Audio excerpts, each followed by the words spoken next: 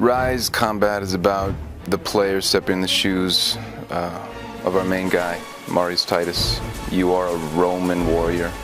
You are working your way up through the ranks. It's brutal, it's up close, it's intense. He's that grounded, he's strong, he's powerful, he's heroic. He's not about flamboyant moves, he's not a ninja, he's a warrior, he's a soldier. And so when we think about him as a warrior and we think about how he's gonna fight, then those are the kind of concepts we try and think about.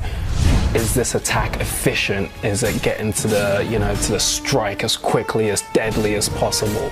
And is it powerful? Is it strong? When he throws his shield, is all his weight behind it, so when it slams, it really slams. We actually worked with an expert on Roman fighting and combat strategies to gather some knowledge about how to handle weapons and shields and all that kind of stuff.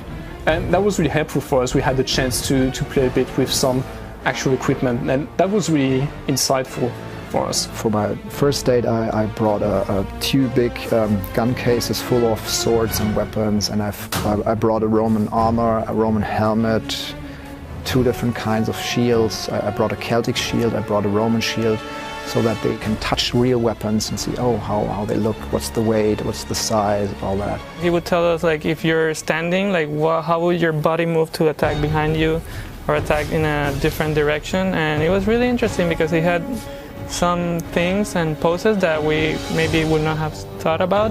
Every single action you have in Ryse can flow in and out of each other. So it gives the player maximum flexibility. So I can block this enemy, I can attack this one, I can push this one away, and I can throw my pilum at a guy who's an incoming attacker. And what it does is it gives you the ability to kind of, create your own language. Marius does not attack one guy and finish him and then stop and then move to the other guy.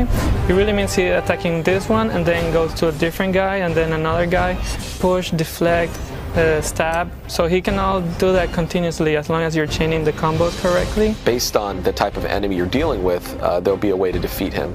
So certain enemies will have to kind of deal a lot more damage to take them out, and that can happen two ways. One is you can choose the damage perk and decide to kind of take more off of him, or you could choose the health perk to stay alive longer, to be able to maybe get more hit points. You go into an encounter and the first thing you do is say, okay, who am I facing? What can I do?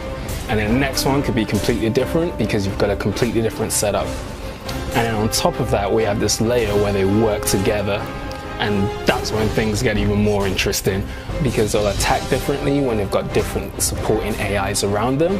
And so that takes the intensity up to a different stage. The player can switch from one action to another action, from one AI to another AI. And it's also about how the AI interacts to try and break the player's flow. So in Ryse, you can expect to unlock a lot of executions throughout the course of the game. You're kicking a guy off a ledge, so you may kill him that way. If you get close to a fire, there's numerous executions there. If you're in the water, if you're against a wall, if you're against a ledge, it goes on and on and on. The executions really stack up. We're definitely going for a higher level of emotion out of our characters.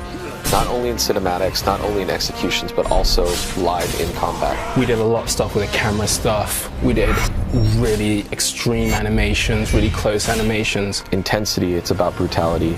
It's about being close to the enemy that's trying to kill you as you're trying to kill him. So one of the final things we're really trying to achieve with the Ryse combat is give it a skill for mastery. When we take flow and we take the intensity of the AI and bring them together, that's when the depth and the scope for mastery becomes apparent. Because in one encounter, you can finish it a certain way. Maybe you kill everyone, but you didn't quite execute everyone.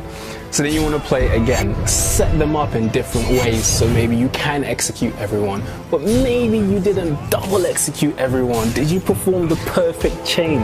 Was your flow from beginning to end this seamless, smooth transition from move to move, enemy to enemy, where you've got them all set up in this perfect state and you just push the trigger button and they all just fall? An important aspect of kind of doing this whole game is this, idea that, we can create a combat system where you can be more emotionally engaged to what your player is actually doing. I mean, that will be the first sign that we've done well if you actually feel something out of combat. And the other aspect is that just nuts and bolts wise, we have a solid combat system, something that we can build more and more on top of. And that's really where the depth aspect comes in. You know, we want it to feel really, really good to play. We don't want players to feel frustrated or, you know, get too angry over the fact they can't pull something off. But at the same time, master players will be able to do stuff that when you watch these YouTube videos, you're going to go, this is amazing, how does someone ever do that?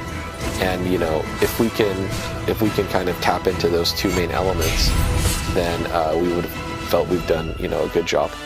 We've really done everything we can to wrap it all up to have a really good, full experience for the player.